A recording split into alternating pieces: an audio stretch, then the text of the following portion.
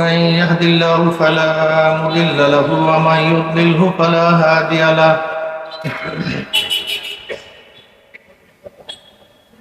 ونشهد أن لا إله إلا الله وحده لا شريك له.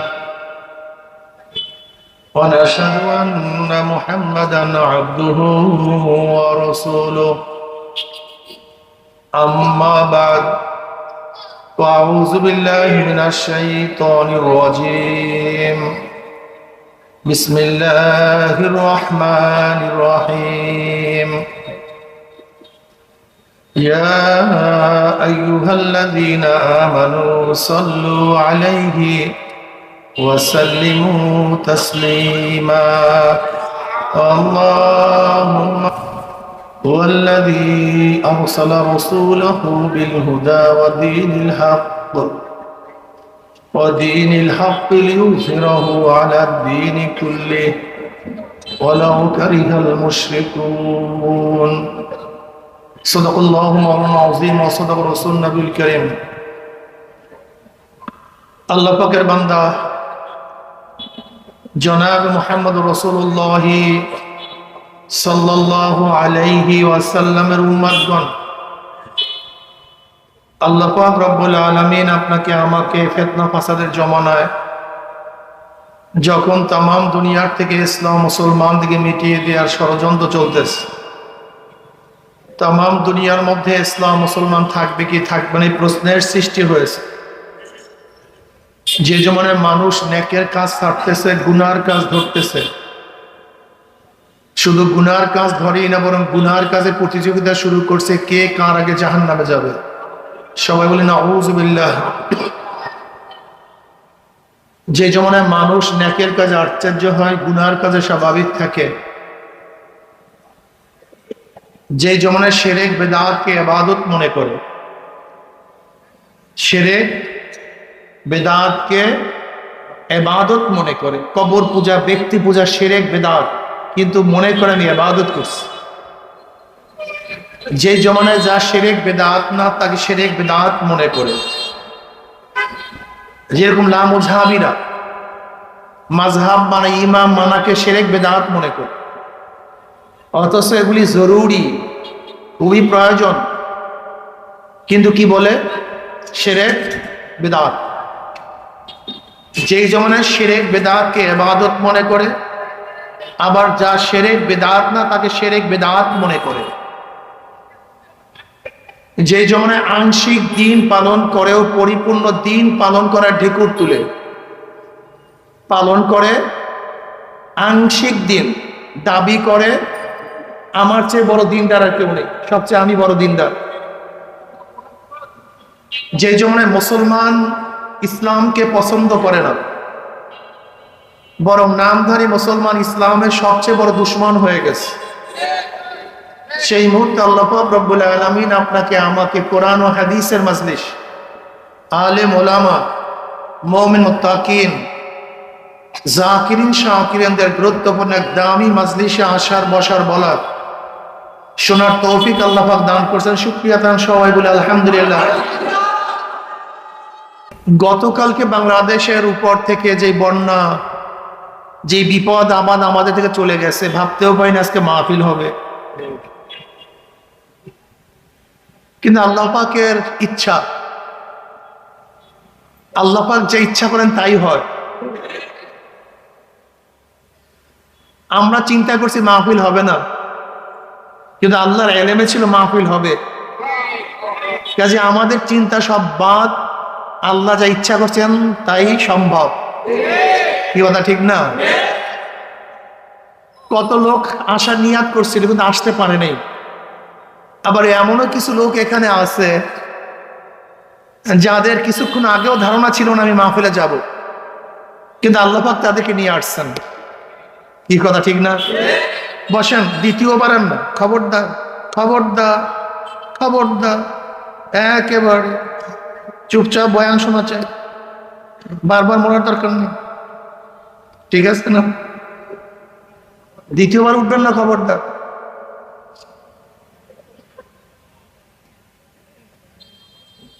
এই মাহফিল অনেক গুরুত্বপূর্ণ, অনেক দামি। আমি সবসময় জিকিরের মাজলিসকে ধোলাই কারখানা বলি। কি কারখানা? ধোলাই কারখানা। যখন জামা কাপড় দেওয়া হয়, জামা কাপড়গুলি ময়লা থাকে, কারখানা যখন ফেরত দেয় পরিষ্কার, ময়লা কোনো ছাপ চিহ্ন কিছুই থাকে না। এখানে যখন ঢুকছিলাম আমল নামায় গুনার বহুত ময়লা ছিল। আল্লাহ পাক কবুল করলে মাজলিস থেকে বের হয়ে যাবে, গুনাহ সব সাফ হয়ে যাবে। সুবহানাল্লাহ মুখ দিয়ে বের হয় না, গুনাহ এমনি এমনি সাফ হয় না। সুবহানাল্লাহ পড়লেই তো গুনাহ সাফ হবে। পড়েন সবাই সুবহানাল্লাহ। এই একবার সুবহানাল্লাহ পড়ার সাথে সাথে আমল নামে 1000 নেকি লেখা হয়ে যায়, 1000 গুনাহ ঝরে যায়। ইন্নাল হাসানাত ইউযহিবনাস সাইয়্যাত। নেকি গুনাহকে এমন ভাবে মিটায়া দেয়, মনে হয় যেন সেই ব্যক্তি কোনোদিন গুনাহই করে নাই। ইউযহিবনা অর্থটা কি? এমন ভাবে মিটায়া দেয়, মনে হয় যেন সে কোনোদিন। কি ভাই কথা বললেন না? ঘটনা প্রশ্নের জবাব দেন। আমি তো আপনাদের তালে তালে কথা বলবো, মুখ বুঝিয়া থাকলে হবে না। আপনি চুপচাপ থাকলে আপনার মন কিন্তু চুপচাপ থাকবে না, সে আর এক জায়গায় ভাগবে। সে বয়ানের মধ্যে থাকবে না, সে ভাগবে। আর আমার সাথে কথাবার্তা বললেও ভাগতে পারবে না। আমার এখানে কথাটা বুঝাতে পারি নাই। আপনি না পালাইলেও পালাবে। আর আপনার শরীরের কোনো দাম নেই, দাম তো ওর। কি কথা ঠিক না? এই অবয়বের কোনো দাম নেই। এটা একটা পাগলের অবয়ব আছে, গবের গাধারও এরকম একটা শরীর আছে, একটা চোর ডাকাতেরও একটা শরীর আছে, একটা খুনি ধর্ষকের এরকম সুন্দর একটা শরীর আছে। সবচেয়ে নিকৃষ্ট যে ব্যক্তি তারও সুন্দর একটা, কিন্তু সুন্দর একটা মন নেই, সুন্দর একটা কলব নেই। এই অবয়ব তো সবাইরই আছে, এটার কোনো দাম নেই। এটা চোর ডাকাত বদমাস যেইটি নিয়ে সারাদিন ব্যস্ত। এই যে 250 বেড হসপিটালে এত টাকা খরচ, এত টাকা খরচ কিসের জন্য? হাত ভাঙছে, পাও ভাঙছে, হার্ট ডিজিজ, লাংসে খারাপ, রক্ত ইনফেকশন, এইটা ওইটা সব। এই যেইটা পচবে, যেইটা গলবে, যেইটা নষ্ট হয়ে যাবে, যেইটার অবস্থা এরকম, সুম্মা রাদাদনা ওয়াসফালা সাফিলিন। ওমর ইবনে আব্দুল আজিজ রাহমাতুল্লাহ আলাইহি বলেন, তুমি গোটা দুনিয়াতে যাকে যত বেশি মহব্বত করো না কেন, সে মারা যাওয়ার 3 দিন পরে তার কাছেও যেতে পারবে না। যেমন যে স্ত্রীকে অনেক মহব্বত করো, মারা যাওয়ার 3 দিন পরে দেখবা ফুলে গেছে, ফেটে গেছে, পচছে, গন্ধ, নিকৃষ্ট, চেহারা বিবর্ষ, সে আকর্ষণ আর নাই। যেরকম স্ত্রীকে নিয়ে কাছে থাকতে তোমার কত ভালো লাগতো, কিন্তু মারা যাওয়ার পরে তাকে কাছে রাখতে ভালো লাগে না, বরং দূরে সরাইতে ভালো লাগে। যে স্বামীকে এত মহব্বত করতাম, 3 দিন পরে মারা যাওয়ার অবস্থাটা কি বলেন তো? বিবর্ষ হয়ে গেছে, গন্ধ, পচা। ছেলেও কাছে যেতে চায় না, মেয়েও যেতে চায় না, বন্ধু বান্ধব না। যেইটাকে নিয়ে সারাদিন টেনশনে আছে, তার অবস্থা বলতেছে। এক ব্যক্তি এক মেয়ের পিছনে হাঁটতেছে, মেয়ের পিছনে চলতেছে, বলে আমি তোমার আশেক, আমি তোমার পাগল। বলে না তো, তুমি তো আমার পাগল না, আমার রূপের পাগল না, আমি তোমার পাগল। বলে সত্যি তুমি আমার পাগল? বলে হ্যাঁ, আমি আপনার পাগল। বলে ঠিক আছে, তুমি যেহেতু আমার পাগল। তার বাবাকে নিয়ে বললো আমার জন্য জোলাপের ঔষধ নিয়ে আসেন। জোলাপ, অনার্গল, যেন ডায়রিয়া হয়, আছে না ঔষধ এরকম, জোলাপের ঔষধ। বলে আমার জন্য জোলাপের ঔষধ নিয়ে আসেন। মেয়ে খুব বুদ্ধিমত্তা ছিল, সে রাত্রে জোলাপের ঔষধ খেয়েছে। বুঝেন তো জোলাপের ঔষধ খাওয়ার পরে অবস্থাটা কি? সারাদিন সারা রাত্র একই কারবার, অনার্গল ডায়রিয়া চলতেছে। ওই মেয়ে একটা পাত্রের মধ্যে ডায়রিয়া করতেছে, সমস্ত ময়লা মলমূত্র সেখানে জমা করতেছে। ডায়রিয়া রোগী দেখছেন, চেহারা ভেঙে যায়, চক্ষু গর্তে চলে যায়, চাওয়া যায় না, ভয় লাগে। এরকম অবস্থা হয় ডায়রিয়া রোগীর। তা মেয়ে সারা রাত্র তার ডায়রিয়া হওয়ার কারণে তার চেহারার অবস্থা তো বুঝেন, একেবারে গালটা, সেই চেহারা সুরাত বলতে কিচ্ছু নেই, অবস্থা খুবই খারাপ। এবার ভোরে তাকে বলতেছে কি তুমি আমাকে মহাব্বত করো? না না না না না, আমি তো তোমাকে বলে কেন, ঘটনা কি? না আমি মানে বিভিন্ন কস। আসলে তুমি ভুল বলছো, কস নাই তোমার। যতক্ষণ পর্যন্ত আমার পেটের মধ্যে পায়খানা ছিল ততক্ষণ আমার চেহারা সুন্দর ছিল, যখন আমার শরীরের থেকে পায়খানা বের হয়ে গেছে আমার চেহারাও খারাপ হয়ে গেছে। আসলে তুমি আমার পাগল নয়, বাথরুমের পায়খানার পাগল, তুমি ওইটা নিয়ে যাও, আমাকে নেওয়ার দরকার নেই। আমাদের মধ্যে যতক্ষণ পর্যন্ত এগুলি মলমূত্র আছে ততক্ষণ আমাদের চেহারা ভালো আছে, মলমূত্র নাই, চেহারা খারাপ হয়ে গেছে। কিন্তু যেই জিনিসের পাগল হওয়া উচিত, যেই জিনিসের মৃত্যু নাই, ধ্বংস নাই, রূহ, যেই জিনিসের মৃত্যু নাই, ধ্বংস নাই, সেই রুহুর খবরই আমাদের মধ্যে নাই। আমাদের বড় সমস্যা এখানে। আজকে মুসলমানদের অবস্থাটা কি? মুসলমান যারা আমরা আছি, অধিকাংশ মুসলমান ইসলাম সম্পর্কে জানে না। সবচেয়ে কঠিন মাসালাই এখানে, অধিকাংশ মুসলমান দ্বীন সম্পর্কে বুঝে না। অধিকাংশ মুসলমান জানে ইসলাম আসছে মাটির নিচের জন্য, উপরের জন্য আসেই নাই। অধিকাংশ মুসলমান মনে করে ইসলাম মানি নামাজ রোজা বাস, অন্য কোনো কাজের মধ্যে ইসলাম আদৌ প্রভাব ফেলতে পারে না। এটা আমাদের মধ্যে সবচেয়ে বড় সমস্যা। ইসলামটা কি, দ্বীন কি? দেখেন, খুব খেয়াল করুন, সবাই আমার হাতের দিকে তাকান। আমার হাত দেখতেছেন সবাই? সবাই আমার হাতের দিকে তাকান। এইটা হলো দুনিয়া। হাতের উপরের সাইডটা কি ভাই? নিচের সাইড আখিরাত। বলেন এইটা কি? নিচের সাইড। খুব খেয়াল করেন তো, উপরের সাইড, নিচের সাইড। এই দুনিয়াতে যা কিছু করবেন, যা কিছু বলবেন, যা কিছু দেখবেন, যা কিছু শুনবেন, সব এখানে পাবেন। কথা বুঝতে পারেনি? তাহলে আপনি ইসলামকে শুধু কবরের নিচের কথা বলেন কেন? আগে তো উপরের, তারপরে নিচে। কথাটা বুঝতে পারিনি। ইসলাম তো আগে উপরের জন্য আসছে, ফল পাবেন নিচে, অথচ ইসলামকে বানাই দিছে মাটির নিচের জন্য। এটা বিশাল খারাপ দর্শন, ভুল দর্শন। এই দর্শনটাই খারাপ। এই দর্শনের কারণে হাজার মুসলমান ইসলাম নিয়ে গবেষণা করতে চায় না। মাটির উপরে নামাজ পড়বেন, মাটির নিচে কথা বলেন না কেন সবাই? আগেই তো বলছে কথা বলবেন আমার সাথে। মাটির উপরে নামাজ পড়বেন, মাটির নিচে। মাটির উপরে রোজা রাখবেন, এখানে। মাটির উপরে হজ করবেন, এখানে।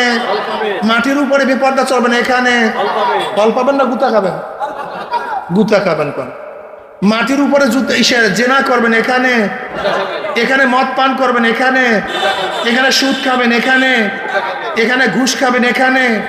এখানে চুরি করবেন, ডাকাতি করবেন, মিথ্যা বলবেন, যা কিছু করবেন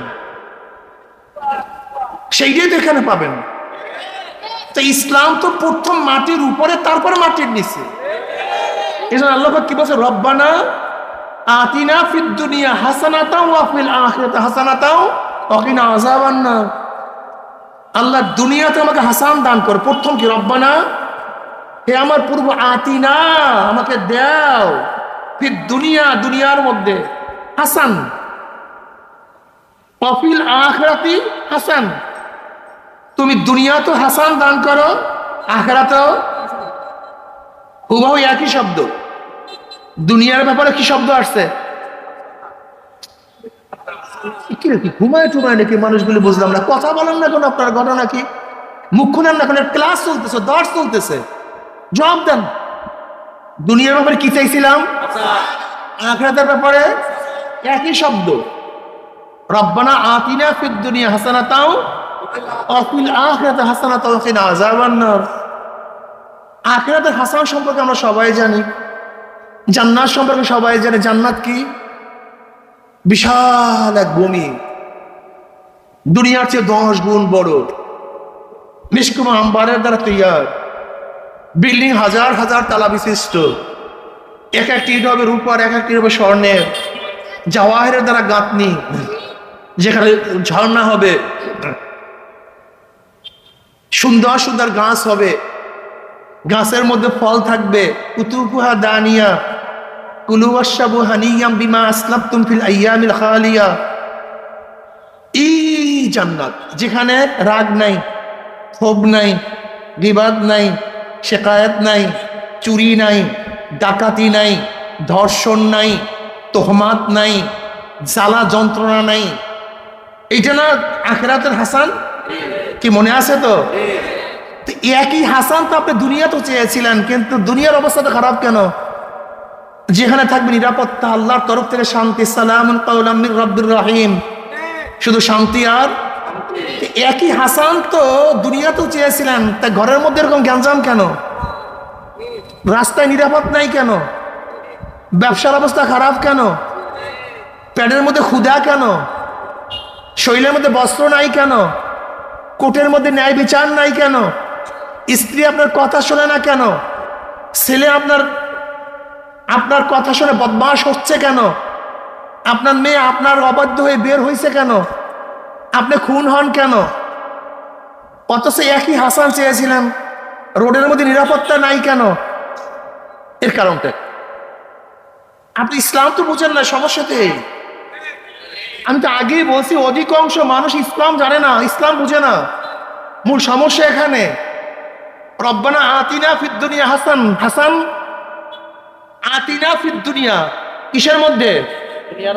কিসের মধ্যে? আমার ঘর কোথায়? আমার বাড়ি কোথায়? আমার ব্যবসা কোথায়?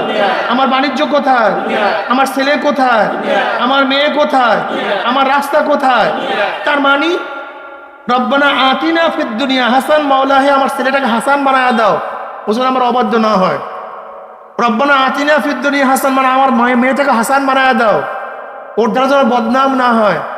মাওলা আমার স্ত্রীকে হাসান বানায়া দাও, আমার স্বামীকে হাসান বানায়া দাও, আমার শরীরটাকে হাসান বানায়া দাও, আমার রাস্তাকে হাসান বানায়া দাও, আমার কোর্টকে হাসান বানায়া দাও, বিচারালয়কে হাসান বানায়া দাও, আমার পেটকে হাসান বানায়া দাও, আমার সমস্ত জায়গা হাসান বানায়া দাও, যেখানে শুধু থাকবে শান্তি আর শান্তি, অশান্তি বলতে কিছুই থাকবে না। কিন্তু এক জায়গায় এখন দুনিয়ার সব জায়গায় কি শান্তি বলতে শান্তির গোষ্ঠী বলায় গেছে। এর কারণটা কি? এটা বুঝতে হবে আপনাকে। এর কারণটা দেখেন, আল্লাহ পাক রব্বুল আলামিন এই দুনিয়াকে সৃষ্টি করেছেন, এটাকে আপনি বিশ্বাস করেন কিনা? হ্যাঁ, নাস্তিকরা বিশ্বাস করে না, ওদের কথা বাদ। নাস্তিকরা সাধারণত এটা মানে গভেট। যারা নাস্তিক মনে করবেন এদের জ্ঞানের কমতি আছে। যত নাস্তিক এদের জ্ঞানের কি আছে? চরম কমতি, যা চিন্তা করতে পারবে না কত কমতি তাদের মধ্যে আছে। কিন্তু যারা জ্ঞানের উচ্চ শিখরে চলে গেছে তারা কেউ নাস্তিক হতে পারে না, তারা কেউ নাস্তিক হতেই পারে না। অল্প জ্ঞানীর নাস্তিক হয়। যেমন দেখবেন আমাদের বাংলাদেশে যে শিক্ষিত, অল্প শিক্ষিত, এরা একটু নাস্তিক নাস্তিক ভাব ধরে, কি কথা ঠিক না? এরা নাস্তিক নাস্তিক ভাব ধরে। এর কারণ হলো সাগরের গভীরতায় না গিয়েই বলে যে এই সাগরে কোনো তলি নেই, কি কথা ঠিক না? কিন্তু ওই তল পর্যন্ত যাওয়ার তোমার ক্ষমতা নেই। সাগরের ঠিকই তল আছে, কিন্তু সেখানে যাওয়ার মতো ক্ষমতা তোমার মধ্যে নাই। মাওলাকে পাওয়ার জন্য যে জ্ঞান লাগে সে জ্ঞান তোমার মধ্যে নাই বিধাই তুমি আল্লাহকে পাও না। তোমাকে মৌলিক কথা মনে রাখতে হবে, তুমি কোনো বিষয়ের জ্ঞানী না হলেই সেই জিনিসটাকে অস্বীকার করো, এইটাই হলো সবচেয়ে বড় মূর্খতা।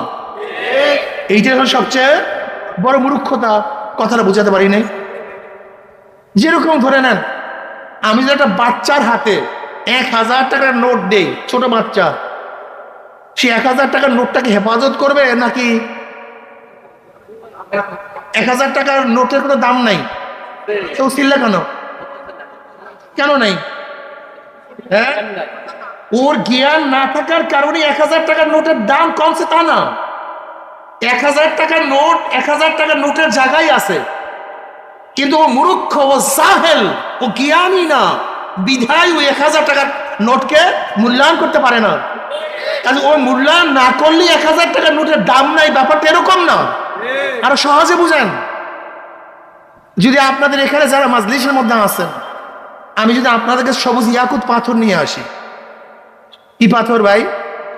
সবুজ ইয়াকুত পাথর, আর যদি বলি এটার দাম 200 কোটি টাকা, মার্বেলের মতো একটা পাথর যদি বলি 200 কোটি টাকা, আমাকে সবাই এখানে উঠে বলবেন, হুজুর ফাইজলিমের আর জায়গা পান না, এখন পাথর বেচা খাওয়া শুরু করছেন, এতদিন ওয়াজ বেচা খাইছেন, এখন পাথর বেচা খাওয়া শুরু করছেন নি? কি কথা বলেন না কেন? কত কোটি টাকা? কতটুক পাথর? মার্বেলের মতো, মার্বেলের চেয়েও ছোট হবে। যেহেতু আফ্রিকার এক যুবক এটা সবুজ ইয়াকুত পাথর ক্রয় করছে 200 কোটি টাকায়, যে এটা কপালের মধ্যে সেটিং করছে। কিসের মধ্যে? অপারেশন কপালের মধ্যে। তাই কপালের মধ্যে কত বড়ই না পাথর সেটিং করা যায় আমাকে বলেন তো, এই চামড়ার মধ্যে? এটার দাম 200 কোটি টাকা। এখন বলেন, আমি যদি আপনাদের সবাইকে বলি এটার দাম 200 কোটি টাকা, আপনি আমাকে পাগল বলবেন, অথচ পাগল কি আমি না আপনারা? এর কারণটা কি? আপনি এটাকে দাম দিবেন না কেন বলেন? আপনি না জানার কারণে জিনিসটার দাম কম তা না, আপনি না বোঝার কারণে হিরুক কইমে গেছে, ব্যাপারটা এরকম না। বরং আপনার মূর্খতা প্রমাণ হয়, আপনি এই বিষয়ে জ্ঞানী না। কিন্তু আমরা জাহেলরা কি করি, এই হুজুর আপনি অমুক করেন তমুক করেন, এটার দাম এত হতে পারে, আপনি তর্ক জড়াই দেবেন। এই তর্ক জড়াইছেন কেন আমার সাথে? জ্ঞানী হওয়ার কারণে না মূর্খ হওয়ার কারণে? ঠিক আজকেও আল্লাহর ব্যাপারে, আল্লাহর অস্তিত্বের ব্যাপারে কিছু জাহেলরা তর্ক শুরু করে, এটা জ্ঞানের কারণে বড় মূর্খতার কারণে। ওর মধ্যে জ্ঞান যদি থাকতো তাহলে বুঝতো। কিভাবে বুঝতো? একটু উদাহরণ দেই। দেখেন, কবি ইকবাল সাহেব রহমতুল্লাহ আলাইহি, উনি শুধু কবি নন, উনি ডক্টর। আপনারা অনেকেই জানেন না, এই যে কবি ইকবাল, উনি কিন্তু ডক্টরেট করছে। উনি কিন্তু ব্যারিস্টার, উনি কিন্তু বিলাত থেকে, ইংল্যান্ড থেকে ব্যারিস্টারি পাশ করছে ওই জমানায়। কবি ইকবাল সাহেব রহমতুল্লাহ আলাইহি নোবেল পুরস্কার পাইছে ব্রিটিশদের থেকে ওই সময়। তার কাছে এক আলেম গিয়ে বলতেছে যে স্রষ্টা আছে কি নাই। কি বলছে? স্রষ্টা আছে কি নাই। ইকবাল সাহেব রহমতুল্লাহ তাকে পাল্টা একটা প্রশ্ন করছে, তুমি সৃষ্টি না স্রষ্টা? তিনি প্রশ্ন করছে, তুমি সৃষ্টি না স্রষ্টা? ওই ব্যক্তি বলছে, হ্যাঁ আমার জবাব হয়ে গেছে। আচ্ছা বলেন, ওই ব্যক্তির জবাব হয়েছে, আমার এই জবাব কে বুঝছেন এখানে বলেন তো? 99% মানুষ বুঝেন নাই। আমি এইমাত্র যে বয়ান করছি এখানে 99% মানুষ এই বয়ান বুঝেন নাই। তিনি প্রশ্ন করছেন, তুমি স্রষ্টা না সৃষ্টি? এই কথাটা জবাব নেন। দেখেন, গোটা দুনিয়াটা অজুদি জিল্লি। গোটা দুনিয়া কি ভাই? অজুদি জিল্লি। অজুদি জিল্লি বলা হয় ছায়া অস্তিত্ব। কি অস্তিত্ব? যেখানেই ছায়া অস্তিত্ব আছে, মনে করতে হবে নিশ্চয়ই আর একটা অস্তিত্ব ব্যতীত ছায়া কোনোদিন অস্তিত্ব লাভ করতে পারে না। আর একটা অস্তিত্ব ব্যতীত ছায়া কোনোদিন অস্তিত্ব লাভ করতে, ছায়া একটা অস্তিত্ব আছে কি নাই? গাছের ছায়া, মানুষের ছায়া, ঘরের ছায়া। তার মানে ঘর নাই, মানুষ নাই, গাছ নাই। দেখেন, ছায়ার একটা অস্তিত্ব আছে। যেরকম মানুষের ছায়া অস্তিত্ব আছে, কিন্তু মানুষ ব্যতীত মানুষের ছায়া অস্তিত্ব লাভ করতে পারে না। ঘরের ছায়া, ছায়াটা অস্তিত্ব, কিন্তু ঘর ব্যতীত ছায়া অস্তিত্ব লাভ করতে। তাই গোটা দুনিয়াটা অজুদি জিল্লি। কি অস্তিত্ব? ছায়া অস্তিত্ব। বলেন কি? আর আমরা কি জানলাম? ছায়া আর একটা অস্তিত্ব ব্যতীত অস্তিত্ব লাভ করতে পারে না। যেহেতু গোটা দুনিয়াটা ছায়া অস্তিত্ব, নিশ্চয়ই আর একটা অস্তিত্ব আছে। সেই অস্তিত্বের প্রকাশ হলো দুনিয়া, গোটা মাখলুকাত। এখন আমি প্রশ্ন করতে চাই, সেই অস্তিত্ব কে? জোরে বলেন না কেন? সেই অস্তিত্ব আল্লাহ। এর জন্য একে ছায়া অস্তিত্ব বলা হয়। আর এক অস্তিত্ব ব্যতীত ছায়া যেরকম অস্তিত্ব আসতে পারে না, ঠিক আমার মাওলা ব্যতীত কোনো মাখলুকাতের অস্তিত্বই আসতে পারে না। উনি কি জবাব দিয়েছিলেন? তুমি স্রষ্টা না সৃষ্টি? খুব ভালো মতো বুঝেন, আপনার স্রষ্টা না সৃষ্টি? চন্দ্র, সূর্য, আসমান, আমাকে বলুন, যদি সবই সৃষ্টি হয় তা স্রষ্টা ব্যতীত সৃষ্টি হয় কিভাবে? যেখানে সৃষ্টি আছে সেখানেই কি আছে? তা তুমি বলো যে আসমান সৃষ্টি, জমিন সৃষ্টি, চন্দ্র সৃষ্টি, সূর্য সৃষ্টি, তো প্রমাণ করে কার? স্রষ্টা। সৃষ্টি প্রমাণ করে কার? কোনদিন সৃষ্টি স্রষ্টা হতে পারে না, লাজেম মালজুম। যেরকম যেখানে ধোঁয়া আছে নিশ্চয়ই সেখানে আগুন আছে। তুমি কেন বুঝো না? গরুর পায়খানা প্রমাণ করে এখান থেকে গরু গেছে, ছাগলের পায়খানা প্রমাণ করে এখান থেকে ছাগল গেছে, আগুন প্রমাণ করে নিচে আগুন আছে। তো এই গোটা দুনিয়ার মাখলুকাত কি প্রমাণ করে না পিছনে একজন স্রষ্টা আছে? সেই স্রষ্টা কে? তোমার মূল যেখানে প্রশ্ন, সেই প্রশ্ন একবার সহজ জবাব আছে। তোমার মূল প্রশ্ন কি? যদি সব সৃষ্টির পিছনে স্রষ্টা থাকে, তা আল্লাহর পিছনে একজন স্রষ্টা থাকতে হবে। এটার জবাব আল্লাহ পাক নিজেই দিচ্ছেন। আল্লাহ পাক নিজেই দিয়ে দিয়েছেন, হুয়াল আউয়াল, তিনি প্রথম। যারা বলেন না কেন হুয়াল? তুমি যখনই প্রশ্ন করবা প্রত্যেক সৃষ্টির আগে স্রষ্টা আছে, তা আল্লাহর আগে আল্লাহ কি জবাব দেয়? জোরে বলেন, জোরে বলেন। শুরু, বাস এখান থেকে শুরু। এটা সহজ জবাব কি? 5-এর আগে 4, 4-এর আগে 3-এর আগে, 1-এর আগে 2-এর আগে, 1-এর আগে। কেন? প্রত্যেক সংখ্যার আগে, প্রত্যেক সংখ্যার আগে, প্রত্যেক সংখ্যার আগে সংখ্যা আছে, 1-এর আগে নাই কেন? বলবে এখান থেকেই শুরু। জোরে বলেন, এখান থেকেই। মানুষ মাইক বানাইছে কে? মানুষ বানাইছে কে? আল্লাহ বানাইছে কে? হুয়াল আউয়াল, তিনি থেকে শুরু, এখান থেকে শুরু। দেখো, প্রত্যেক সংখ্যার আগে সংখ্যা থাকে, 1-এর আগে থাকে না। প্রত্যেক সৃষ্টির আগে স্রষ্টা থাকে, কিন্তু আল্লাহর আগে হুয়াল আউয়াল। হুয়াল, তিনি প্রথম।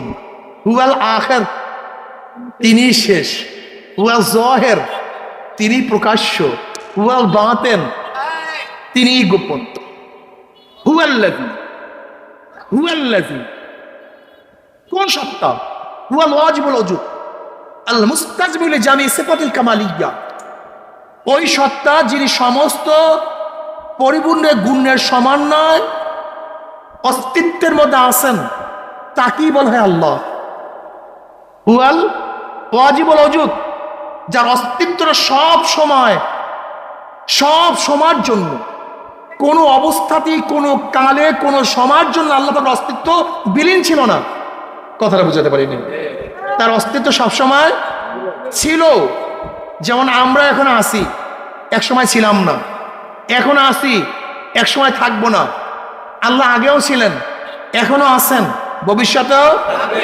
কুল্লুমান আলাইয়া ফান, সব কিছু ধ্বংস হয়ে যাবে, শুধু বাকি থাকবে কে? আল্লাহ। এর প্রত্যেকটার জবাব তো আল্লাহ পাক আগেই দিয়ে দিচ্ছেন, তুমি খোঁজো না কেন? সমস্ত পরিপূর্ণ গুণের সমন্বয় তিনি। কোন গুণ ভাই? আল্লাহ পাকের প্রত্যেকটা গুণ পূর্ণ, আমাদের গুণ অপূর্ণ। যেমন আল্লাহ পাক সামে, তিনি শোনেন, আমরাও তো শুনি। আল্লাহ পাক বাসের, তিনি দেখেন, আমরাও তো দেখি। আল্লাহ পাক কথা বলেন, আমরাও তো কথা বলি। এই গুণের মধ্যে পার্থক্যটা কি? আল্লাহ পাক দেখেন, আমরাও, এই দুই দেখার মধ্যে পার্থক্যটা কি? আমরা এখন দেখি, এক সময় দেখতাম না। আল্লাহ পাক এখনো দেখেন, আগেও দেখছেন। আমরা এখন দেখি, ভবিষ্যতে দেখবো না। আল্লাহ পাক এখনো দেখেন, ভবিষ্যতে দেখবেন। আমরা কাছে দেখি, দূরে দেখি না। আল্লাহ পাক কাছেও দেখেন, দূরেও দেখেন। আমরা বুড়া হইলে চশমা লাগাই, আল্লাহ পাকের চশমা লাগাতে। আমরা আলোতে দেখি, অন্ধকারে। আল্লাহ পাক আলোতেও দেখেন, অন্ধকারেও দেখেন। আমাদের আমাদের দেখা গুণটা অপূর্ণ, আল্লাহ পাকের দেখা গুণটা। আমরাও শুনি আল্লাহ, আমরা কাছে শুনি দূরে, জোরে বলেন।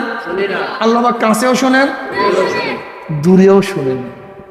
আমরা হাই, আমরা জিন্দা, আল্লাহ পাক হাই, তিনিও জিন্দা। এই দুই গুণের মধ্যে পার্থক্য কি? আমরা একসময় জিন্দা ছিলাম, কথা বলেন না কেন?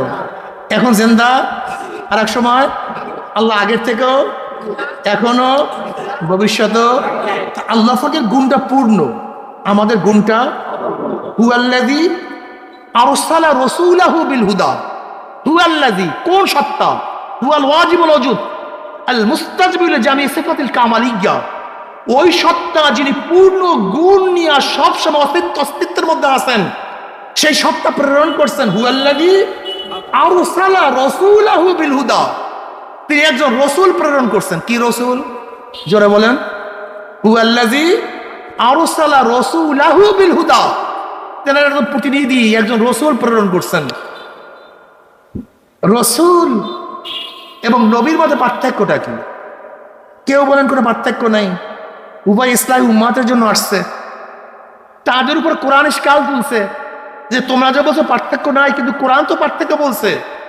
ওমা আরসালনা মিন ক্বাবলিকা মিন রাসূলিন ওয়ালা নাবিয়্যিন, এখানে রসুল এবং নবী মাতুফ আলাই, আর মাতাফ আলাই মুগায়্যার হয়। তাই নিশ্চয়ই নবী এবং রসুলের মধ্যে পার্থক্য আছে কি নাই? অবশ্যই আছে। বলে পার্থক্যটা কি? বলে যাদের উপর নতুন শরিয়াত আসছে তাদেরকে বলা হয় রসুল, আর যাদের উপর নতুন শরিয়াত আসে না তাদেরকে বলা হয় নবী। যাদের উপর নতুন কিতাব আসছে তারা হলো রসুল, আর যাদের উপর কিতাব আসে না তারা হলো নবী। কিন্তু তাদের উপরে কোরআন ইশকাল তুলছে। ইসমাইল আলাইহিস সালাতু ওয়াস সালাম আল্লাহ পাক বলেন কানা রাসূলান নাবিয়্যা, ইসমাইল সে রসুল এবং কি নবী, অথচ তার উপরে নতুন কিতাবও আসে নাই, শরিয়াতের প্রবক্তাও না, সে নতুন শরিয়াতও জারি করে নেই, নতুন কিতাবও তার উপরে আসে নাই, অথচ কোরআন তাকে কি বলছে? রসুল বলছে। ভেজাল লাগছে কিনা বলেন? যারা বলছে পার্থক্য নাই, কোরআন পার্থক্য করছে। যারা পার্থক্য দেখাইছে, কোরআন তার উপরে ইশকাল প্রশ্ন তুলছে। পার্থক্যটা কি? এইটা মাথার মধ্যে নেন, হাজারো প্রশ্নের জবাব হয়ে যাবে। নবী এবং রসুলের মধ্যে পার্থক্য আছে কি নাই? জোরে বলেন। এতক্ষণ যা পার্থক্য বললাম তার উপর কোরআন ইশকাল তুলছে কে তোলে নাই? প্রশ্ন তুলছে কে তোলে নাই? পার্থক্যটা কি? শোনেন, এই পার্থক্যটা কিয়ামত পর্যন্ত মনে থাকবে তো? আমি যদি জিজ্ঞাসা করবো, এইমাত্র যা বলবো আমি তো মুখস্থ করে জিজ্ঞাসা করবো, জবাব দিতে হবে, কিন্তু মনে থাকবে। বাস। হাফেজ আব্দুল কাইয়ুম ইবনে আব্দুল কাইয়ুম রাহমাতুল্লাহ আলাইহি বলেন, নবী এবং রসুলের মধ্যে পার্থক্য হলো নতুন কিতাব এবং নতুন শরিয়াত না। নবী এবং রসুলের মধ্যে পার্থক্য হলো যারা রসুল হবে তাদের উপরে জিহাদ ফরজ, নাহিয়ানের মুনকার ফরজ। কিন্তু সমস্ত নবীদের উপরে জিহাদ এবং নাহিয়ানের মুনকার ফরজ না। কিন্তু যারাই রসুল হবে তাদের উপরে নাহিয়ানের মুনকার, অন্যার মোকাবেলা করা, অন্যার প্রতিবাদ করা, জিহাদ করা তাদের উপরে। কিন্তু সমস্ত নবীদের উপরে অন্যার মোকাবেলা করা, জিহাদ করা কি না?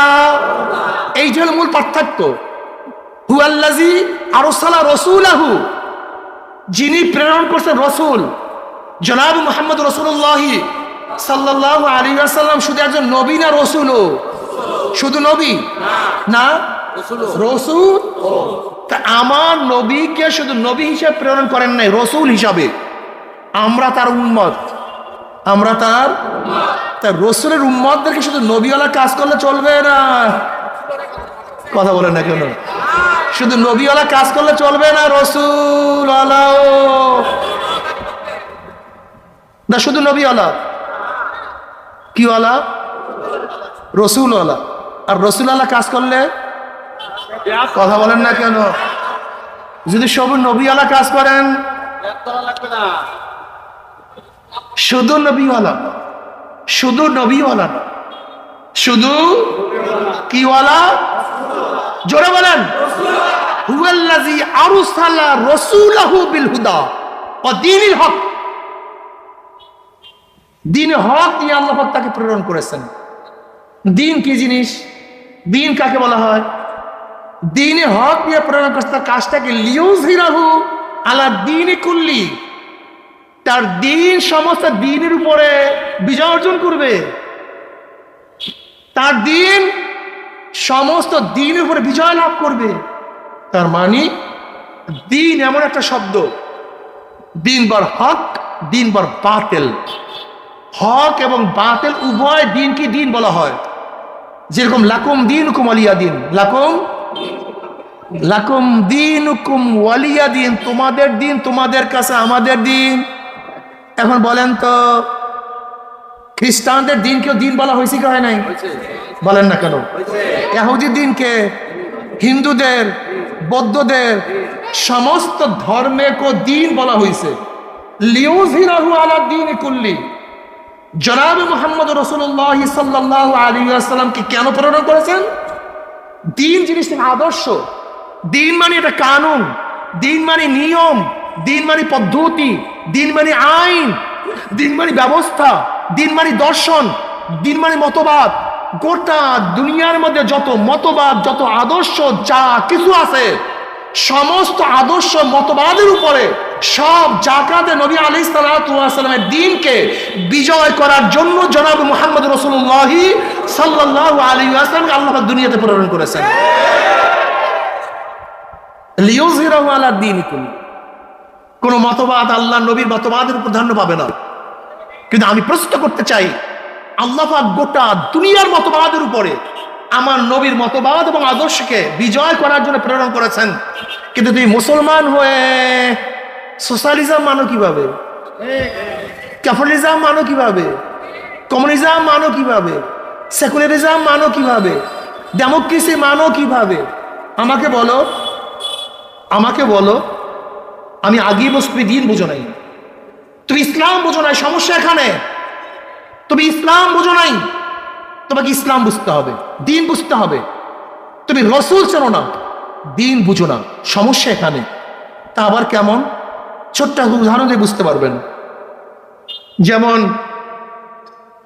আপনার স্ত্রী আপনার পাশে বসিয়া 59 মিনিট 50 সেকেন্ড আপনার প্রশংসা করছে, আপনি এরকম, আপনি এরকম, আপনার দেহ এরকম, আপনার চক্ষু এরকম, আপনার আদর্শ এরকম, আপনার নীতি এরকম, আপনার চেয়ে ভালো কোনো যুবক দুনিয়াতে নেই। প্রশংসার যা আছে সবই করছে। শুধু 10 সেকেন্ড, কয় সেকেন্ড? পাশের বাড়ির যুবকটার একটু প্রশংসা করছে, তাকেও ভালোই লাগে। কি কোনো সমস্যা আছে? হ্যাঁ, কি সমস্যা? 59 মিনিট, 59 মিনিট, 1 ঘন্টার মধ্যে 59 মিনিট 50 সেকেন্ড তোমার প্রশংসা করছে, মাত্র 10 সেকেন্ড। যে অমুক অমুক যুবকটাও তো খুবই ভালোই মনে হয়। কোনো সমস্যা আছে? কি লাগছে? আগুন লাগছে? লাগতি লাগছে বুকের মধ্যে? কারণটা কি? খুব ভালো মতো বুঝবা, প্রশ্নের জবাব দিবা। এই প্রশ্নের জবাব দিতে হবে। আবার তুমিও তোমার স্ত্রী তারিফ করছো, তোমার এত সুন্দর চেহারা, মনে হয় যেন গাল না গোলা, এর নাক না যেন তীর, আরে চক্ষু না যেন নাগিস, তোমার তো একেবারে শরীরের থেকে মনে হয় যেন বেশ কামড়ে ঘেরা হবে, যা মনে চাই কইছো কতক্ষণ। এই কথা ঠিক না? কিন্তু 10 সেকেন্ড বলছো, পাশের মেয়েটাও তো অনেকই ভালো লাগতেছে। কি সমস্যা আছে? আগুন লাগছে এর মধ্যে? ঘরের পাতির সব ভাঙ্গাচুরা ক্লিয়ার? কি বুঝলা তুমি? তুমি বিএনপির স্টেজে 59 মিনিট 50 সেকেন্ড খালেদা জিয়া, শেখ হাসিনা, তারেকে প্রশংসা করছে। মাত্র 10 সেকেন্ড, কয় সেকেন্ড? শেখ সাহেবের, বর্তমান প্রাইম মিনিস্টারের প্রশংসা করছো। কোনো সমস্যা আছে? আবার এই আওয়ামী লীগের স্টেজে 59 মিনিট 50 সেকেন্ড আওয়ামী লীগ প্রশংসা করছো। 10 সেকেন্ড যদি বিএনপির প্রশংসা করো, কি কথা বলেন না কেন? কি সমস্যা আছে? কি বুঝলা বলো তো? এই মাত্র আমি যা বললাম এর থেকে বুঝলাটা কি? লা ইলাহা ইল্লাল্লাহ ইল্লাল্লাহ। আচ্ছা বুঝলেনটাকে বলেন তো, বলেন তো দেখি কি বুঝলেন? মহাব্বাত কার তো পছন্দ করেন? যেখানে মহাব্বাত আছে সেখানে কি নাই? শেরকাত নেই, তুমি শুধু আমারই। এখানে অন্য কেউ এক সেকেন্ডের জন্য আসতে পারবে? স্টেজ আওয়ামী লীগের, এখানে আওয়ামী লীগের শুরু থেকে শেষ পর্যন্ত তারই প্রশংসা চলবে, অন্য কাউর না। বিএনপির স্টেজ শুরু থেকে শেষ পর্যন্ত অন্য কাউর হয় না, এক নাই দুই গীত চলবে। তুমি আমার স্ত্রী, শুরুর থেকে শেষ পর্যন্ত প্রশংসা তোমার মুখে শুধু আমারই, অন্য অন্য কাউর না। আমি তোমার স্বামী, বাস শুধু আমারই, অন্য। তা তুমি মুসলমান হয়ে তোমার মাঝে মাঝে মুখের মধ্যে আওয়ামী লীগের প্রশংসা, বিএনপির প্রশংসা, কমিউনিস্টের প্রশংসা, অমুক শেখ সাহেবের প্রশংসা, জিয়াউর রহমানের প্রশংসা, ও অমুক বেঈমানদের প্রশংসা, আমার মাঝে মাঝে মসজিদে গিয়ে আল্লাহু আকবার করো। তা ঘটনা কি? একই মুখে দুই প্রশংসা চলে কিভাবে? বোঝে তো কথা বলো না কেন? যেরকম যেরকম স্ত্রী যদি কয়েক সেকেন্ডের জন্য অন্ধকার প্রশংসা করে লাথি মারিয়া তাড়ায়া দেয়, ঠিক মুমিন মুসলমানদের মুখের মধ্যে, কলবের মধ্যে আমার আল্লাহ আল্লাহ রসুলের বাহির অন্ধকার মহাব্বত প্রশংসা আসলে আমার মাওলা ইসলাম থেকে লাথি মারিয়ে বের করে দেয়। তোমার খবর নাই, তুমি বের করে দিচ্ছ অনেক আগেই। শেরকাওয়াত ইসলামের মধ্যে নাই। দুনিয়ার কোনো যে শেরকাওয়াত পছন্দ হয় না। ইন্না শিরকা লা যুলমুন আযীম, এই যে আল্লাহ শেরকাওয়াতকে সবচেয়ে বড় গুনাহ বলছেন। আমার নবী আসে সমস্ত মতবাদের উপর ইসলাম প্রাধান্য পাওয়ার জন্য, আর তুমি মুসলমান হয়ে আমার নবীকে ডলতেছো। নবীকে ভালো লাগে না, বেয়াকুব কোথাকার। এবার আল্লাহ কি গেছে সিজদা কর, আল্লাহু আকবার বলো, আর মসজিদের বাইরে মাউসুতুন আকবার বলো, মসজিদে গিয়ে আল্লাহু আকবার বলো, আর মসজিদের বাইরে সক্রেটিস আকবার বলো, প্লেটো আকবার বলো, অ্যারিস্টটল আকবার বলো, মন্টেস্কো আকবার বলো, লক আকবার বলো। তোমার আকবার ঠিক হয়নি, তোমার ঈমান ঠিক হয়নি। বিশ্বাস করে কলেমার তারিফ করলে অনেক মানুষের কলেমাই ঠিক নেই। লা ইলাহা ইল্লাল্লাহর তারিফ করলে অনেক মানুষের কলেমা ঠিক নাই, এই কলেমাই ঠিক নাই। এই জন্য ইসলামের অবস্থা তো করুন। কেন তোমার কলমের মধ্যে অন্য কিছু থাকবে কেন? অন্য মহব্বত আসবে কেন? অন্যকে ভালোবাসবা কেন? হ্যাঁ না, আমার নবী দুনিয়াতে আসছেন সমস্ত মতবাদের উপরে, নীতি আদর্শের উপরে, নবীর নীতি আদর্শের উপর প্রাধান্য দেওয়ার জন্য, বিজয় লাভ করার জন্য। আজকে থেকে শপথ গ্রহণ করো আমার নবীর আদর্শ বাস্তবায়ন করার জন্য। আমি তার একজন সৈনিক হয়ে গেলাম, আমি তার একজন কি হয়ে গেলাম? আমার নেতা তোমার নেতা, আমার নেতা তোমার নেতা, জোরে বলো আমার নেতা তোমার নেতা। এই মুখের মধ্যে আর কাউকে আমি নেতা মানতে পারি না, আমার নেতা একজন। আমরা সবাই নবীর সেনা, আমরা সবাই রসুল সেনা, আমি কার সেনা না। জোরে বলেন আমি কার সেনা? বাস বাস। ফায়দাটা কি বলেন তো? আনাস ইবনে মালিক রাদিয়াল্লাহু ফরমান, জনাব মুহাম্মদ রাসূলুল্লাহ সাল্লাল্লাহু আলাইহি ওয়াসাল্লামের সাথে নামাজ পড়িয়া রাস্তায় নামলাম। এক সাহাবী প্রশ্ন, ইয়া নবী আল্লাহ, কিয়ামত কবে হবে? নবী আলাইহিস সালাতু ওয়াস সালাম বলেন, কিয়ামতের খবর না, কিয়ামতের জন্য কি জোগাড় করছো? কি বলে? কিছু না, ঢের নামাজ নাই, ঢের রোজা নাই, ঢের নেকের পাহাড় নাই, তবে একটা জিনিস জোগাড় করছে, আল্লাহ আল্লাহ রসুলকে মোহাব্বত করে তোমাকে নেতা মানছে। নবী তোমাকে নেতা মানছে। অমনি আল্লাহ নবী কি বললেন? আল মারউ মা মান আহাব্বা ওয়া লাহু মাকতাসাবা। দুনিয়াতে যে যাকে নেতা মানবে, দুনিয়াতে যে যাকে নেতা মানবে, কিয়ামতের ময়দানে সে তার সাথী হয়ে যাবে। বুঝেন নাই? যারা কার্ল মার্কস, মাওসুতুন, আব্রাহাম লিঙ্কন, সক্রেটিসকে নেতা মানছে, শেখ সাহেব, জিয়াউর রহমান, ইরশাদ সাহেব, অমুক সাহেব, তমুক সাহেবকে নেতা মানছে, কিয়ামতের ময়দানে নেতারা সামনে থাকবে, অনুসারীরা পিছনে থাকবে। নেতারা যেখানে যাবে অনুসারীরা সেখানে চলে যাবে। বলে সবাই আলহামদুলিল্লাহ। আলহামদুলিল্লাহ জোরে হয় নাই। আমাদের দেশের মানুষ মুনাফিক টাইপ। আমাদের দেশের মানুষ কি ভাই? জোরে বলেন। টাইপ অফ মুনাফিক। দুনিয়াতে এই নেতাদের পিছনে থাকবে, যদি বলে এই নেতারা কিয়ামতের ময়দানে তোমাদের সামনে থাকবে, বলে হুজুর না, কিয়ামতের ময়দানে আপনার সামনে থাকেন, এইটা চায়। নবী সামনে থাকুক, হুজুর এইটা চায়। দেখেন অধিকাংশ মানুষ আজি দুনিয়াতে যাকে নেতা মানছ, কিয়ামতের ময়দানে সে সামনে থাকবে না, সে পিছনে থাকবে কেন? কারণটা কি? এইটা চাও না কেন? ঘটনা কি? ইস্তাবতা নাফসাক ইস্তাবতা কলবাক, ইস্তাবতা নাফসাক ইস্তাবতা কলবাক। প্রত্যেকের হাত দিয়া বলেন, বলবে যে না হুজুর নবী সামনে থাকুক এইটা চাই, আলেম ওলামার সামনে থাকুক এইটা চাই।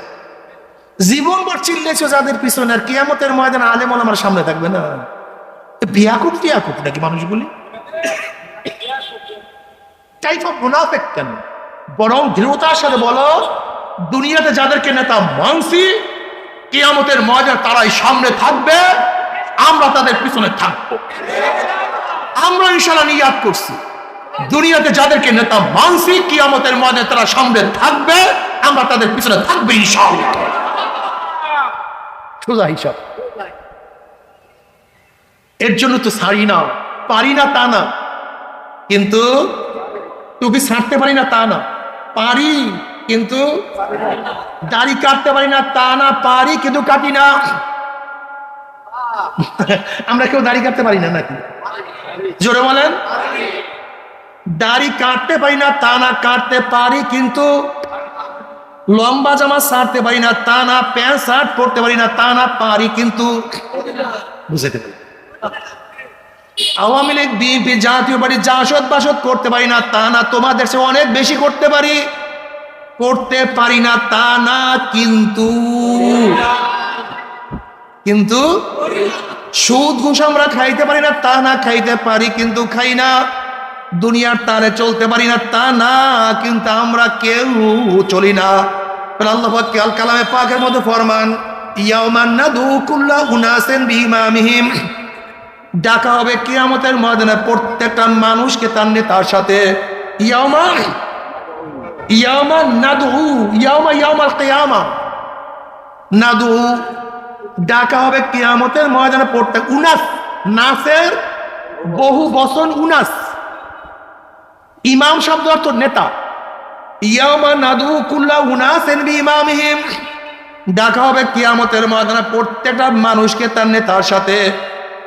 এ কে কাকে নেতা মানছো? ওই নেতারা সামনে আছে, তোমরা তার পিছনে চলে যাও। আমরা নবীকে নেতা মানছি, আলেম ওলামাকে নেতা মানছি, আল্লাহর কসম করিয়া বলিয়া থইয়া গেলাম। নবী আলাইহিস সালাতু ওয়াস সালাম ফরমান, মান তাশাব্বাহা বিকওমিন ফাহুয়া মিনহুম, যার সাথে যার মুহাব্বত, যার সাথে যার মুহাব্বত, যার সাথে যার মুহাব্বত, তার সাথে তার কিয়ামত।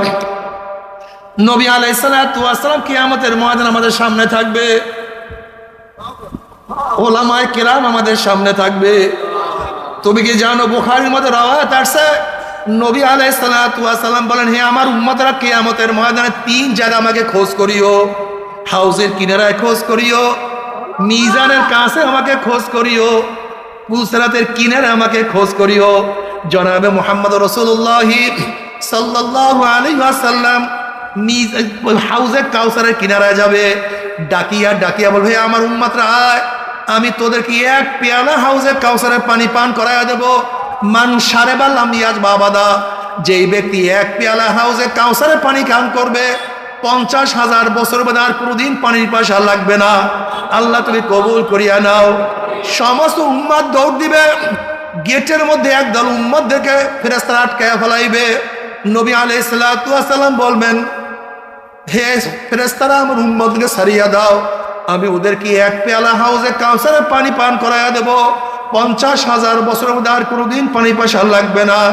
তখন ফেরেশতারা বলে, ইয়া নবী আল্লাহ, ইয়া রাসূলুল্লাহ, আপনি তো জানেন না, আপনি দুনিয়ার থেকে বিদায় হওয়ার পরে কপাল পরে নামাজ পড়তো না, রোজা রাখতো না, দাড়ি কাটতো, আপনাকে নেতা মানতো না, আপনার দল পছন্দ করতো না, আলেম ওলামাদেরকে কত টিটকারি ফাইজলামি করছে, সুন্নাত দরিয়া কত টানা হেসরা করছে, ইসলামকে পরিবর্তন করিয়া ফেলাইছে।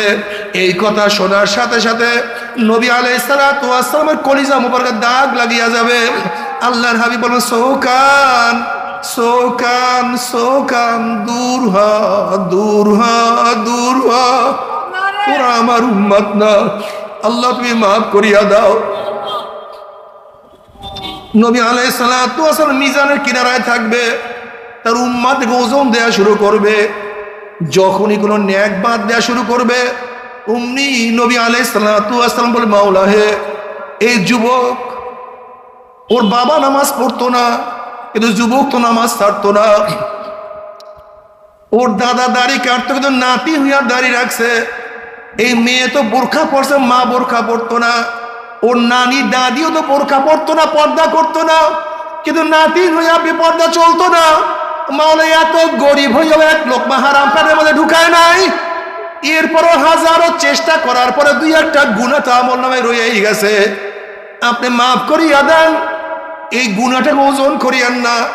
আবার যখনই কোনো নেক বাদ দেওয়া শুরু করবে, অমনি আমার নবী সুপারিশ করবে, মাওলা হে, ও তো আলেম না, ও ওলামায়ে কেরামের মুখে শুনিয়া শুনিয়া ইবাদত করছে। ওর ঘরের মধ্যে গুনাহ, ওর বাহিরে গুনাহ, ব্যবসা প্রতিষ্ঠানে গুনাহ, সব জায়গায় গুনাহ। এরপর হাজারো নেক করার চেষ্টা করছে, কিন্তু এখনো কিছু নেক তো এখনো করতে পারে নাই। বুখারীর মধ্যে রওয়ায়াত আসছে, আল্লাহ পাক কিয়ামতের ময়দানে নবীকে বলবে, ইশফা তুশাফা সালতু উতা, আমার নবী সুপারিশ করেন, যে সুপারিশ করবেন আপনার সুপারিশ আমি কবুল করব। সাল তুতা, আপনি চান, যা চাইবেন আমি দিয়া দেব। আমার নবী সুপারিশ করবে, আমার মাওলায় কবুল করবে। আমার নবী চাইবে, আমার মাওলায় দিয়া দিবে। কিন্তু হে নাফরমানের দলেরা, হে কপাল পোড়ার দলেরা, হে দুনিয়ার পাগলের দলেরা, সেই নবীর সুন্নাত যদি না মানো, নবীর তরিকায় যদি না চলো, নবীর আদর্শ বাস্তবায়নের চেষ্টা না করো, আমার নবীও তোমাকে চিনবে না। আমার নবী না চিনলে তোমাকে সুপারিশও করবে না। আর আমার সুপারিশ না করলে তোমার উপায় হবে না। আমার নবী পুসরাতি কিনারা দাঁড়ানো থাকবে, ওয়া ইন মিনকুম ইল্লা ওয়ারিদুহা কানা আলা রাব্বিকা হাতমান মাকদিয়া সুম্মা নুনাজ্জিল লাযিনা ইত্তাকাও ওয়া নাযারু যালিমিনা ফিহা জিসিয়া। যাদের ঈমান আমল মজবুত, এক সেকেন্ডের মধ্যে পাড়ি দিয়া মাওলার জান্নাতে চলিয়া যাবে। কেউ বাতাসের গতিতে পুসরাত পাড়ি দিয়া মাওলার জান্নাতে চলিয়া যাবে। কেউ তো তেজ রপ্তা ঘোড়ার গতিতে, কেউ দৌড়াইয়া, কেউ হাঁটিয়া পুসরাত পাড়ি দিয়া মাওলার জান্নাতে চলিয়া যাবে। নবী রাসূলরা যখন পুসরাত পাড়ি দিতে থাকবে, জবানের মধ্যে আর কোনো কথা থাকবে না, শুধু একটাই কথা বের, আল্লাহুম্মা সাল্লিম। নবীরাও বলবে, আল্লাহুম্মা সাল্লিম, আল্লাহুম্মা সাল্লিম। আল্লাহ সহি সালামতে পুসরাত পাড়ি দেওয়ার তৌফিক দিয়া দাও। আল্লাহ সহি সালামতে পুসরাত পাড়ি দেওয়ার তৌফিক দিয়া দাও। আল্লাহুম্মা সাল্লিম, আল্লাহুম্মা সাল্লিম। পুসরাত পাড়ি দিয়া জান্নাতীরা জান্নাতে চলিয়া যাবে। আমার মাওলার তরফ থেকে সালামুন কাওলাম মির রাব্বির রহিম, শুধু শান্তি,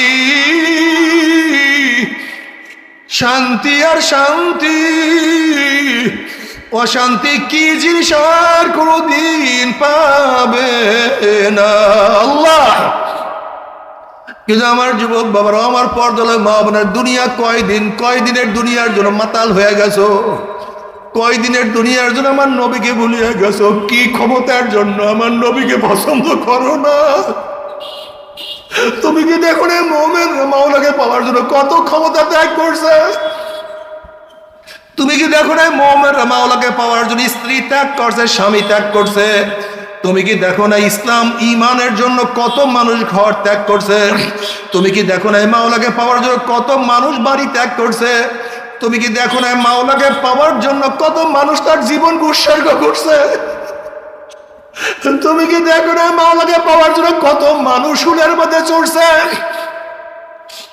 আসিয়া আলাইহিস সালাতু ওয়াস সালাম যখন আমার মাওলার হয়ে ঈমান আনছে, ফিরআউন বলছে, আনা রাব্বুকুমুল আলা, আমি বড় খোদা।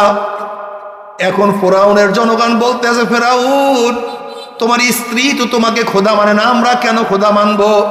তখন ফিরআউন বলছে, কি বলো? হ্যাঁ, তোমার স্ত্রী তোমাকে খোদা মানে না। ফিরআউন গিয়া বলতেছে, আসিয়া তুমি নাকি আমাকে খোদা মানো না, তখন আসিয়া, হ্যাঁ আমি তো তোমাকে খোদা মানি না। না, আমানতু বিরব্বি মূসা হারুন, আমি মূসা বা হারুনের রবের উপরে ঈমান আনছি, আমি তোমাকে স্বামী মানি, কিন্তু তোমাকে আমি খোদা মানি না। ফেরাউন বলতেছে, আসিয়া তুমি আমাকে খোদা না মানলে কেউ আমাকে খোদা মানবে না, তুমি আমাকে পূর্ব না মানলে কেউ আমাকে পূর্ব মানবে না। আসিয়া আলাইহিস সালাতু ওয়াস সালাম বলছে, ফেরাউন আমি তোমাকে স্বামী মানি, সব কিছু মানি, কিন্তু খোদা মানতে পারবো না। এবার ফেরাউন বলে, তুমি আমাকে খোদা না মানলে আমি তোমাকে তালাক দিয়া দেব। আসিয়া আলাইহিস সালাতু ওয়াস সালাম বলেন, তালাক দাও, বিরহ বেদনা সহ্য করবো, কিন্তু খোদা মানতে পারবো না। ফেরাউন বলছে, আমি তোমাকে শাস্তি দেব। আসিয়া বলছে, শাস্তির যন্ত্রণা সহ্য করতে না বলে দুনিয়া থেকে বিদায় হয়ে যাব, কিন্তু আমি তোমাকে খোদা মানবো না। ফেরাউন বলছে, আমি তোমাকে অপমান করবো, বিজ্জিতি করবো, সব কিছু সহ্য করবো, কিন্তু খোদা মানতে পারবো না। এবার ফেরাউন হুকুম দিছে, আসিয়াকে উত্তপ্ত বালুর মধ্যে চিৎ করিয়া শোয়াইয়া বুকের মধ্যে পাথর চাপা দিয়া দাও। প্রচন্ড গরম, নিচে বালির গরম, উপরে রৌদ্রের গরম সহ্য করতে পারে না, বুকের উপরে ভারী পাথর চাপানো। আসিয়া শুধু জবানের মধ্যে বলে, আহাদ আহাদ, আমার আল্লাহ এক, আমার আল্লাহ এক, আমার আল্লাহ এক। ফেরাউন বলে, দেখো তো, আসিয়ার মুখের কাছে কান লাগাইয়া মনে হয় আসিয়া কষ্ট সহ্য করতে না পারি আমাকে খোদা মানছে। মুখের কাছে কান লাগাইয়া দেখে আসিয়া তো খোদা মানি না, শুধু এক আল্লাহকে ডাকে, আহাদ, আমার আল্লাহ এক, আমার আল্লাহ এক, আমার আল্লাহ এক, আমি কাউকে খোদা মানি না। ফেরাউন ক্ষিপ্ত হয়ে বলে, না এর হবে না, আসিয়াকে শুলে চড়াইয়া দাও, কিন্তু এরকম সুরে চড়াইলে হবে না, আসিয়াকে সমস্ত মানুষের সামনে উলঙ্গ করিয়া ফেলাও। সমস্ত মানুষের সামনে আসিয়াকে উলঙ্গ করিয়া ফেলানো হয়েছে। এবার ফেরাউন বলে, আসিয়ার ডাইন হাতের মধ্যে প্যারাগ লাগাইয়া দাও। আসিয়ার ডাইন হাতে প্যারাগ লাগাইয়া দাও হয়েছে, তাহলে বাম হাতে প্যারাগ লাগাও, ডাইন পায়ে প্যারাগ লাগাও, বাম পায়ে প্যারাগ লাগাও, ও লজ্জাস্থানে প্যারাগ লাগাইয়া দাও, আল্লাহ মাফ করে।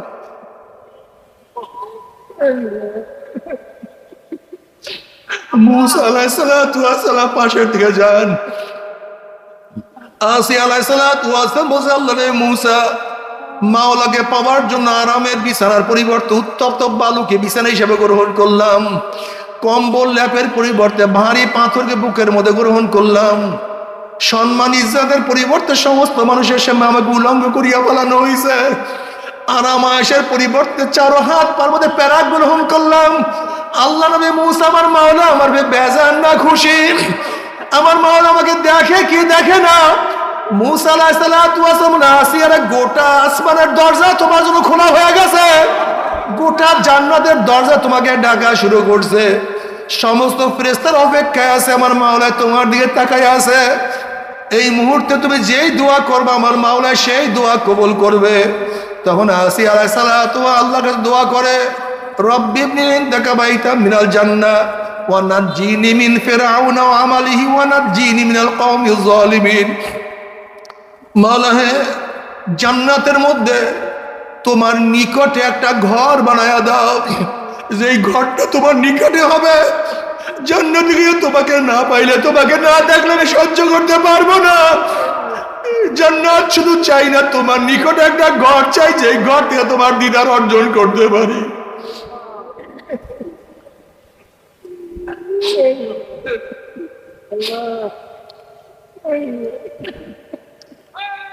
মুফাসসিরিন কেরাম বলেন, আসিয়া আলাইহিস সালাতু ওয়াস সালাম দোয়া করতে দেরি, আমার মাওলা ডাক দিয়ে বলে, আসিয়া তাকায়া দেখ, তোর জন্য জান্নাতের ঘর তৈরি হয়ে গেছে। গোটা দুনিয়ার মধ্যে দুইজন মানুষকে আল্লাহ পাক জেতা অবস্থায় আসমানে নিয়ে গেছে, একজন হলো আসিয়া আলাইহিস সালাতু ওয়াস সালাম, আর একজন ঈসা আলাইহিস সালাতু ওয়াস সালাম।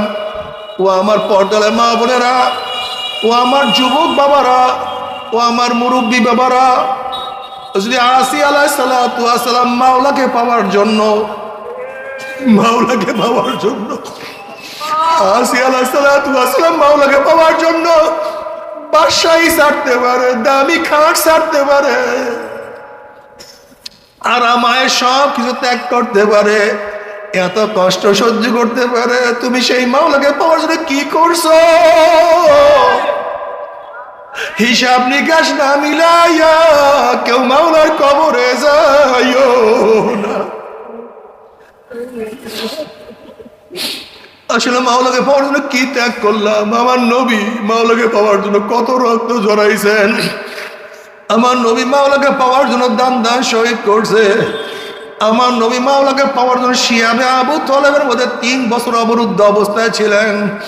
আমার নবী মাওলাকে পাওয়ার জন্য পেটের মধ্যে কত পাথর ভাঙছেন। অথচ তুমি আমি সেই নামাজ পড়ি না, একটু রোজা রাখি না, একটু পর্দা করি না, একটু দিন অনুযায়ী চলার চেষ্টা করি না। তোমার সে আমার সে বড় নেমুখান আমার কেউ হইতে পারে না।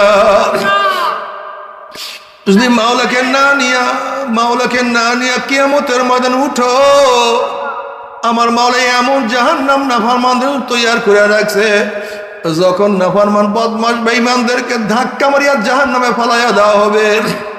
70 বছর পর্যন্ত, 1 বছর 2 বছর নয়, 70 বছর পর্যন্ত জাহান্নামে যাইতেই থাকবে। বাবা সহ্য করতে পারবি? ওই আযাব তো কেউ সহ্য করতে পারবো না আল্লাহ। তবে মুমিন মুসলমান বলে সবাই নেই মনে চায় গুনার থেকে ফিরিয়া না কামল করিয়া মাওলার জান্নাতে, কিন্তু সবাইরই যাইতে মনে চায়। গুনাহ নিয়া মাওলার জাহান্নামে কাউরি কিন্তু যাইতে মনে চায় না। কিন্তু কেনই বা আমরা নেক আমল করতে পারি না, কেনই বা গুনার কাম ছাড়তে পারি না? এর মূল কারণ হলো আপনার এবং আমার পিছনে নফস এবং শয়তান লাগিয়া রইছে। এই নফস এবং শয়তানদের ফেরার জন্য যে কোনো একজন হক্কানি আল্লাহর ওলির হাতে হাত দিতে হবে রে বাবা। খবরদার, বর্তমান জমানায় পীর মুরিদের নামে ভেজাল, ব্যবসা, দলাদলি, হিংসা, হাসাদে পরিণত হয়ে গেছে। সমস্ত আল্লাহর ওলির একমত, যেই পীরের 5 জন মুরিদের মধ্যে কমপক্ষে 3 জনকে দেখবা আলহামদুলিল্লাহ সুন্নাত মুআফিক আমল আখলাক মজবুত হয়ে যাইতে আছে, গুনার কাম ছাড়তে আছে, নেকের আমল ধরতে আছে, কলব নরম হইয়া চোখে পানি আসতে আছে। বৃক্ষতর নাম কি, ফলে পরিচয়? আমি চরমোনাই বুঝি না। চরমোনার দাওয়াত, প্রশংসা, প্রসার করার জন্য আসেন রে বাবা। চরমোনাই যাওয়ার তোমার কোনো দরকার নাই। তুই যার কাছে গিয়া পারো গুনার কাম ছাড়ো, নেকের আমল ধরো, কলব নরম করিয়া চোখে পানি নিয়া মাওলার কবরে যাইও। যেরকম দুনিয়ার ঘরে আগুন লাগলে পানি ছাড়া নিবানো যায় না, ঠিক তদ্রুপ তোমার এবং আমার গুনার দ্বারা যেই জাহান্নামের আগুন জ্বলিয়া রইছে, চোখের পানি ওসার আগে তো জাহান্নামের আগুন নিবানো সম্ভব না। কাজে আমার জন্য দোয়া চাই, আমিও দোয়া করি, সবাই সবার জন্য প্রাণ খুলিয়া দোয়া করো, যেন কিয়ামতের ময়দানে গলাগলি বাঁধিয়া মাওলা একসাথে জান্নাতে যাওয়ার তৌফিক দিয়া দেয়। আল্লাহুম্মা আমিন, আল্লাহুম্মা আমিন।